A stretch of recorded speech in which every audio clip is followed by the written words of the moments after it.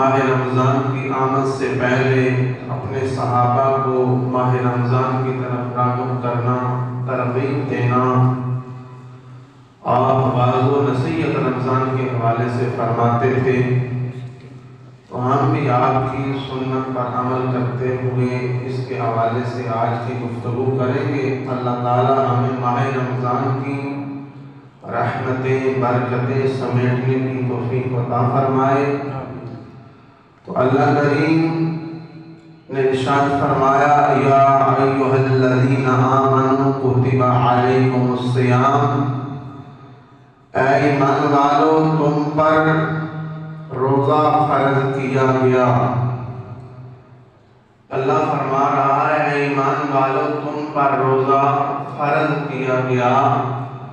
لازم ہے، روزہ نہیں رکھیں گے تو گنہگار ہوں گے، یہ آپ پر فرض ہے، آپ نے نہیں رکھنا ہے۔ اگر نہیں رکھیں گے تو اس کا عذاب ہوگا، اس کی سزا ہوگی، گناہ ہوگا۔ تو رمضان اے ایمان والو تم پر روزہ فرض کیا، تو اس میں حکمت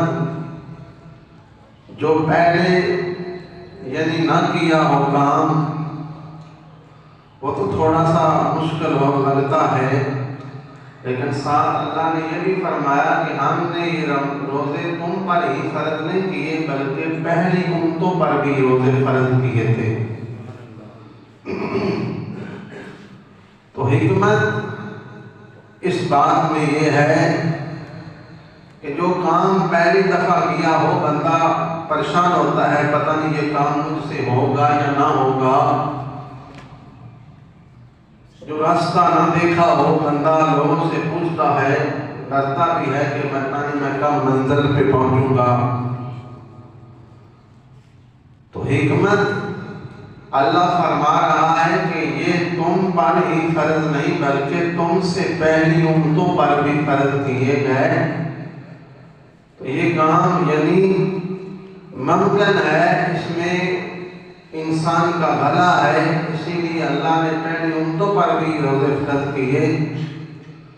تو حکمت یہ بھی بتائی علماء نے کہ راستہ پہلے دیکھا ہوا ہو تو وہاں منزل پہ جانا آسان ہوتا ہے، جو راستہ نہ دیکھا ہو مشکل ہوتا ہے۔ تو راستہ رب نے بتا دیا کہ روزے رکھنے والا راستہ پہلی امتوں نے بھی اپنایا، انہوں نے روزے رکھے، تو آپ پر بھی رمضان فرض کیا گیا۔ تو نبی رحمت صلی اللہ علیہ وآلہ وسلم ماہ رمضان میں صحابہ کرام کو ترغیب دیتے، آپ فرماتے کہ ماہ رمضان آ رہا ہے، اس کی تیاری کرو، اس کے حوالے سے جو ہے وہ تیاری بناؤ، ہم نے عبادتیں کرنی ہیں، اپنے گناہوں کی معافیاں مانگنی ہیں۔ تو حضور جو ہے وہ شعبان کے آخری ہفتے میں آپ واعظ فرماتے، بیان کرتے، تقریر کرتے، تو جو حضور کی تقریر کتابوں میں آئی ہے وہی آپ کے سامنے ہم رکھتے ہیں، اسی کو سنائیں گے۔ حضور نے فرمایا، فقال آپ نے فرمایا، یا ایھا الناس قد اظلکم شہر عظیم، اے لوگو ایک عظمت والا مہینہ تمہارے بالکل قریب آ گیا ہے۔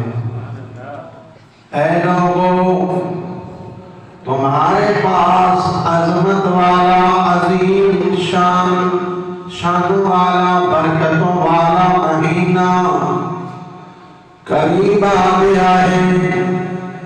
شہر مبارک، حضور فرماتے ہیں یہ مبارک مہینہ ہے، یہ برکتوں والا مہینہ ہے، اس میں اللہ کی برکتیں نازل ہوتی ہیں، رحمتیں ہوتی ہیں۔